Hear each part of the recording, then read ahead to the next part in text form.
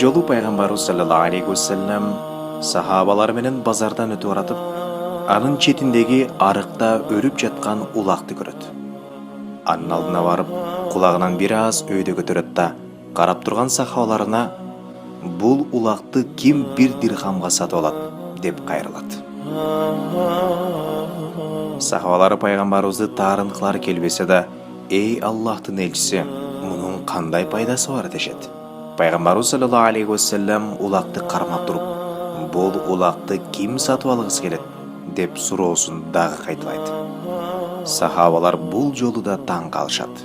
Арасынан бирөө чыгып, о Аллахтын элчиси, бул тирүү болсо да бир жөн, бул тарпко дейт.